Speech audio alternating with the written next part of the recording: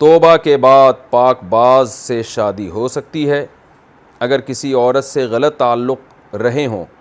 مگر اب اس نے سچے دل سے توبہ کر لی اور شادی کے لیے کسی پاک باز عورت کی تلاش میں ہو۔ اچھا، یہ مرد کی بات ہو رہی ہے۔ اگر کسی کے عورت سے غلط تعلق، یعنی مرد خراب تھا اور اب اس نے توبہ کر لی اور پاک باز عورت کی تلاش میں ہو، تو کیا اسے نیک پاک دامن عورت مل سکتی ہے؟ اگر ہاں تو سورہ نور کی یہ جو آیات ہیں، زانی مرد نکاح نہ کرے مگر زانی عورت سے، اور پاک عورتیں تو صرف پاک عورتوں کے لیے ہیں، ہونا یہ چاہیے پاک عورتیں تو صرف پاک مردوں کے لیے ہیں، تو اس آیت کا پھر کیا مطلب اور کیا نتیجہ ہوگا، اس بارے میں وضاحت فرما دیں۔ فیضان صاحب اسلام آباد سے۔ دیکھیں، اگر کوئی مرد زانی تھا، برائیاں کرتا تھا، اب سچے دل سے توبہ کر لی ہے تو وہ ناپاک رہا ہی نہیں ہے نا، وہ تو پاک مرد بن چکا ہے، تو اس کو یہ کہنا کہ پاک عورتیں پاک مردوں کے لیے ہوتی ہیں تو یہ بھی تو پاک بن گیا ہے، تو بالکل ٹھیک ہے، اس کے لیے پاک عورت تلاش کرے اور مل بھی سکتی ہے پاک عورت انشاءاللہ اس کو۔ دوسری بات یہ جو ہے نا کہ زانی مرد نکاح نہ کرے مگر زانی عورت سے، ایسا کچھ بھی نہیں ہے سورہ نور میں۔ سورہ نور میں یہ ہے کہ زانی نکاح نہیں کرتا مگر زانی عورت سے ہی، اور زانیہ نکاح کرتی ہے زانی مرد سے۔ تو یہ قرآن نے کوئی شرعی حکم نہیں بیان کیا، قرآن نے نیچر بیان کی ہے کہ جو بدکار مرد ہوتے ہیں ان کی رغبت بدکار عورتوں کی طرف ہوتی ہے، اور جو بدکار عورتیں ہوتی ہیں ان کی رغبت بھی بدکار مردوں کی طرف، ان کو پاک دامن مرد پسند ہی نہیں آتے۔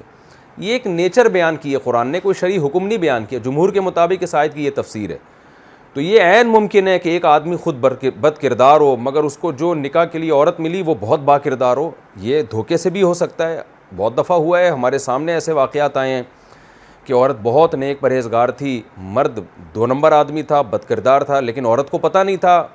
لڑکی کے والدین کو پتہ نہیں تھا، دھوکے سے شادی ہو گئی، بعد میں پتہ چلے تو 2 نمبر بندہ ہے۔ اب اس میں عورتیں پریشان ہوتی ہیں کہ ہم تو نیک پاک دامن ہیں، ہمیں بد کردار آدمی کیسے مل گیا؟ تو بھائی دھوکے سے دنیا میں سب کچھ ہو سکتا ہے۔ اسی طرح یہ بھی ممکن ہے کہ ایک آدمی بہت زیادہ نیک ہو، اس نے کسی نیک عورت کی طرف پیغام بھیجا، حالانکہ وہ حقیقت میں نیک نہیں تھی، یہ آدمی یہ سمجھ رہا تھا کہ یہ نیک خاتون ہے، لیکن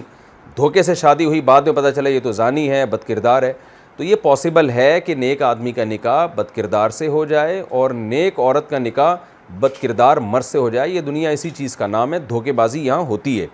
تو یہ کوئی ضروری نہیں ہے جو لوگوں نے فرض کر لیا کہ میں نیک ہوں تو مجھے نیک ہی عورت ملے گی، اور عورت اگر خدا نخواستہ بری ہے تو اسے بندہ بھی برا ہی ملے گا، ایسا نہیں ہوتا، دنیا میں سب کچھ ہوتا ہے۔ اسی وجہ سے ہمیں گراؤنڈ ریئلٹی کو سامنے رکھ کر فیصلے کرنے کا حکم ہے کہ اگر آپ نیک ہیں تو آپ اپنے لیے نیک عورت تلاش کریں۔ تو نیک عورت کا مطلب یہ نہیں کہ جو بھی بس کہہ دے میں نیک ہوں تو آپ مان لیں، بلکہ رشتے ناطے کرنے سے پہلے تحقیق کریں، کیونکہ اس چکر میں لوگ تحقیق ہی نہیں کر رہے ہوتے۔ ایک آدمی کہتا ہے میں نے زنا کبھی نہیں کیا تو یہ ہو ہی نہیں سکتا کہ مجھے زانی عورت مل جائے، لہذا جو بھی مل جائے بس میں نکاح کر لوں گا، تحقیق کی ضرورت ہی نہیں ہے۔ تو یہ آیت کا غلط مطلب ہے۔ تو یہ جو آپ نے کہا کہ زانی مرد زانی عورت سے نکاح نہ کرے، ایسا نہیں ہے، بلکہ قرآن نے کہا زانیۃ الزانی لا ینکح الا زانیۃ، کہ زانی زانیہ سے ہی نکاح کرتا ہے، وہ زانیۃ لا ینکحها الا زان، اور زانیہ کی طرف توجہ بھی صرف زانی مردوں ہی کی ہوتی ہے۔ اور رہا یہ والی آیت، جو یہ آیت ہے پاک عورتیں پاک مردوں کے لیے، سورہ نور کی جو آیت ہے الخبیثات للخبیثین والخبیثون للخبیثات، کہ ناپاک عورتیں ناپاک مردوں کے لیے، ناپاک مرد ناپاک عورتوں کے لیے، والطیبات للطیبین والطیبون للطیبات، اور پاکیزہ عورتیں پاکیزہ مردوں کے لیے اور پاکیزہ مرد پاکیزہ عورتوں کے لیے۔ اس آیت کا بھی یہ مطلب ہے کہ رغبت کی بات کی گئی ہے کہ پاکیزہ عورتوں کی طرف رغبت یہ پاکیزہ مردوں کو ہوتی ہے، اور پاکیزہ مردوں کی طرف رغبت پاکیزہ عورتوں کے لیے ہوتی ہے۔ یہ دونوں ایک دوسرے کو چاہتے ہیں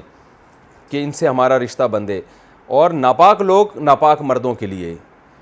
یعنی وہ انہی کے لیے ہیں، مطلب یہ انہی کی رغبت انہی کی طرف ہوتی ہے۔ تو اس آیت کا بھی یہ مطلب نہیں ہے کہ پاکیزہ کی غلطی سے بھی ناپاک مرد سے شادی نہیں ہو سکتی، یا پاکیزہ مرد کی غلطی سے بھی ناپاک عورت سے شادی نہیں ہو سکتی، یہ اس آیت کا مفہوم نہیں ہے،